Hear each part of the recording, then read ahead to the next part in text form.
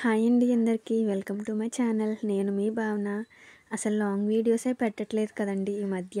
ఎందుకంటే అందరూ sick అయిపోయారనమాట. Fevers అందరికీ. వీడియోస్ తీస్తున్నాను కానీ ఎడిట్ చేసి పోస్ట్ చేసే అంత టైం ఉండట్లేదు. అందుకనే పెట్టట్లేదు. ఇంకా వాళ్ళ కోసమే హాట్ వాటర్ బాటిల్లో పెట్టి ఉంచుతున్నాను. అంటే సిక్ డేస్లో హాట్ వాటర్ తాగితే బెటర్ కదా అని.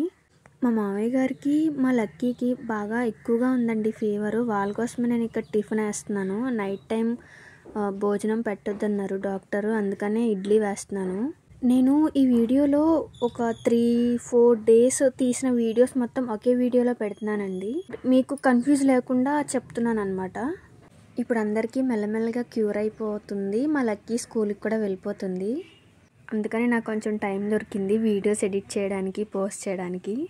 మా తోటికోడలికి చిన్న సీమంతంలా చేశారండి. నేను ఆ వీడియోస్ కూడా ఇందులోనే యాడ్ చేస్తాను. ఎక్కువేం తీయలేదు, జస్ట్ చిన్న చిన్న క్లిప్స్ రిలేటివ్స్ని వాళ్ళని తీసాను అనమాట.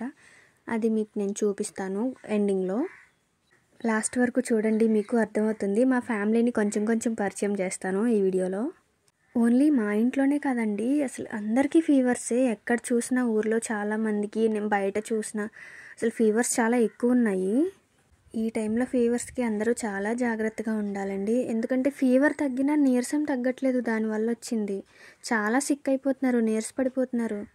మా లక్కీకి కూడా సేమ్ ఫీవర్ 2-3 డేస్లో తగ్గిపోయింది. కానీ దానివల్ల వచ్చిన నీరసం మాత్రం అస్సలు తగ్గట్లేదు. ఫుడ్ కూడా అస్సలు తినలేకపోతుంది. నోరంతా చేదుగా ఉందంట. అంటే ఇంజెక్షన్స్, టాబ్లెట్స్ వల్ల. మా లక్కీకి ఫీవర్ తగ్గిపోయాక స్కూల్కి వెళ్ళింది కదండి, ప్రోగ్రెస్ ఇచ్చారనమాట. తనకి ఎన్ని మార్క్స్ వచ్చాయి, తన మార్క్స్కి నేను ఎలా రియాక్ట్ అయ్యాను అనేది కూడా ఈ వీడియోలో పెడతాను. టిఫిన్ తినిపించాక కొంచెం లైట్గా ఫీవర్ వచ్చింది అనిపించిందండి. అందుకే ఇక ట్యాబ్లెట్ వేస్తున్నాను.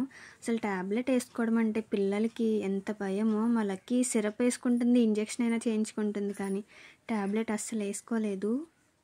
మనకి ఏమైనా వస్తే మనం తట్టుకోగలం, కానీ ఇంట్లో ఉండే చిన్నపిల్లలకి ఏదైనా వస్తే అస్సలు మనశ్శాంతి ఉండదండి. ఈ ఇంట్లో చిన్నపిల్లలు ఉంటే మీరు కూడా ఇలానే ఫీల్ అవుతారా? నాకైతే ఇంకా లక్కీకి వచ్చింది పర్వాలేదు, మా జెన్నుకి వస్తే అసలు నా వల్ల అయ్యేది కాదు. ఎందుకంటే లక్కీ చెప్పగలదు, పెయిన్ వచ్చినా వామిటింగ్ వచ్చినా ఏమైనా చెప్పగలదు. జెన్ను అలా చెప్పలేదు కదా. నేను ఇంకా ఆ విషయంలో కొంచెం బెటర్ అనుకుంటున్నాను. మా లక్కీకే వచ్చింది, జెన్ను వరకు స్ప్రెడ్ అవ్వలేదు. నేను దూరంగానే పడుకోబెట్టాను ఇద్దరిని. ఇక్కడ వచ్చేసి ఏంటి, ఇడ్లీ కలర్ మారిపోయింది, బెటర్ అనుకుంటున్నారా? నేను ఇది షార్ట్ వీడియోలో చెప్పాను కదా, లాంగ్ వీడియోలో చెప్తాను కలర్ ఎందుకు అలా ఉందో అని. ఏం లేదండి, బీట్రూట్, క్యారెట్ తురిమేసి నేను ఇడ్లీ పిండిలో కలిపేశాను.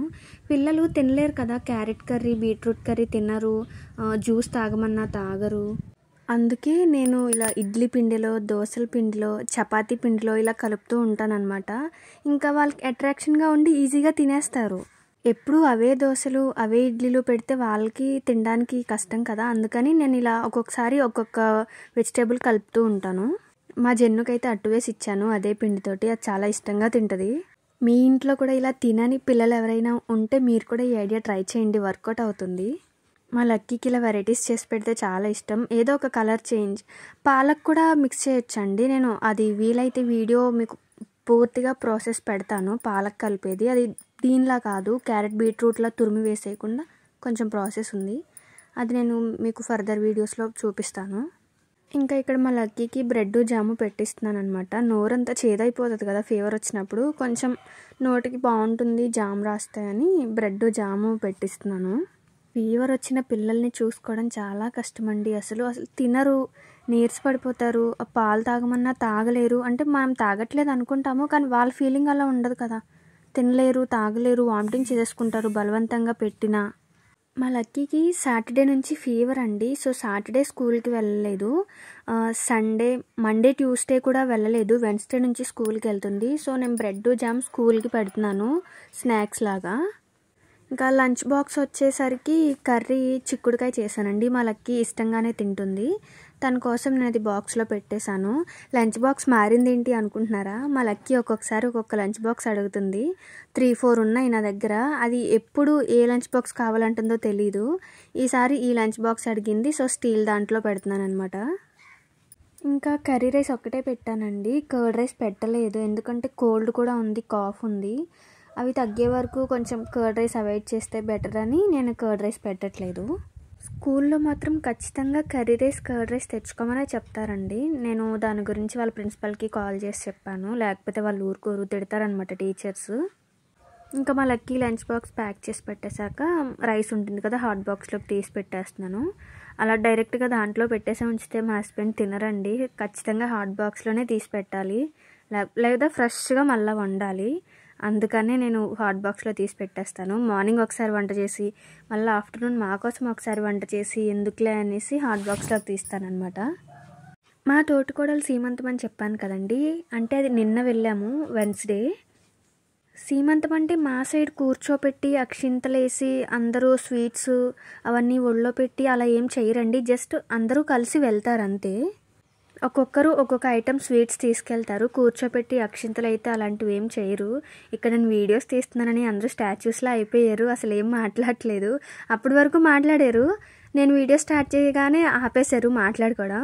ఈవిడ మా చిన్నత్తయ్య గారండి, ఈవిడ కోడలకే తీసుకెళ్ళింది స్వీట్స్. చెప్పాను కదా మా మావయ్య గారు వాళ్ళు మొత్తం 5 మెంబర్స్. మా మావయ్య గారు ఫస్ట్, ఇప్పుడు తీసుకెళ్ళాం కదా మా తోటికోడలు, వాళ్ళ మావయ్య గారు సెకండ్ అనమాట.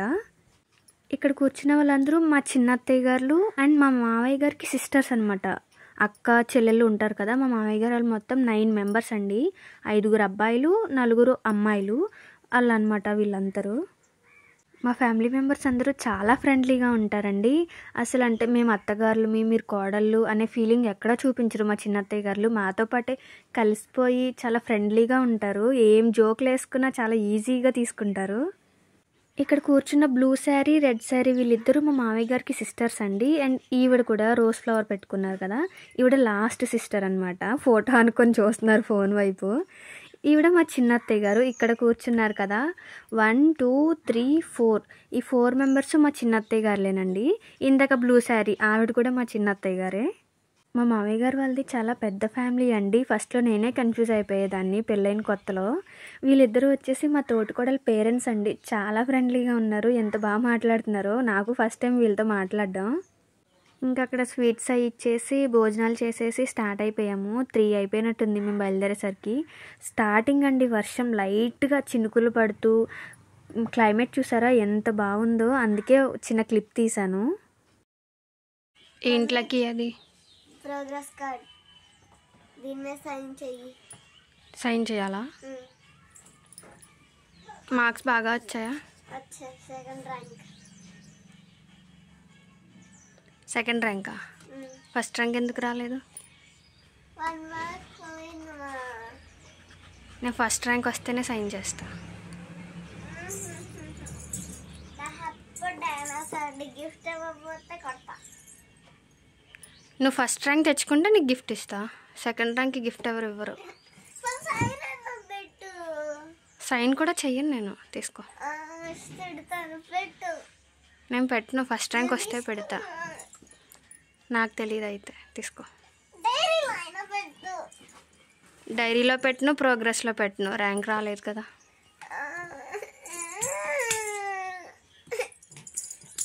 నేను ఊరికే మా లక్కీ రియాక్షన్ చూద్దాము, సైన్ చేయనంటే ఏం చేస్తుందా అని అన్నాను. కానీ ఫస్ట్ ర్యాంకే రావాలి, నువ్వు బాగా చదవాలి అని అస్సలు ప్రెషర్ పెట్టమండి ఎప్పుడు, నేను కానీ మా హస్బెండ్ కానీ పిల్ల మీద. ఎందుకంటే జస్ట్ 3rd క్లాస్ అంతే. ఏ క్లాస్ అయినా సరే పిల్లల మీద నువ్వు బాగా చదవాలి, ఫస్ట్ ర్యాంక్ వచ్చేయాలి, నువ్వే ఫస్ట్ ఉండాలి అని ప్రెషర్ పెడితే వాళ్ళు అస్సలు చదవలేరు. నేను మా లక్కీకి 2nd ర్యాంక్ వచ్చినా అలానే రియాక్ట్ అవుతాను, 4th 5th ర్యాంక్ వచ్చినా నేను అలానే రియాక్ట్ అవుతాను. ఎందుకంటే ఓకే నువ్వు అంతే చదివావు, నీకు అంతే ర్యాంక్ వచ్చింది, అది చాలు కదా, ఎందుకు టెన్షన్ తీసేసుకొని ప్రెషర్ పెట్టేసుకొని. అసలు చదివి ఉన్నాయి కూడా మర్చిపోతారు టెన్షన్ తోటి ఎగ్జామ్లో. అందుకని నేను మా లక్కీ మీద ఎలాంటి ప్రెషర్ పెట్టను, ఊరికే అన్నాను. మా లక్కీ ఇక్కడ నాకు చెప్తుందనమాట, అంటే ఏ సబ్జెక్ట్లో తన గ్రిప్ ఉంది, ఏ సబ్జెక్ట్ బాగా చదవగలుగుతుంది అని. హిందీ మ్యాథ్స్ వస్తుందంట, తెలుగు అసలు రావట్లేదంట. అయినా ఇప్పుడు ఉన్న ఇంగ్లీష్ మీడియం స్కూల్స్లో తెలుగు అసలు రావట్లేదు, లక్కీగానే కాదు మ్యాక్సిమం అందరు పిల్లలు అలానే ఉన్నారు.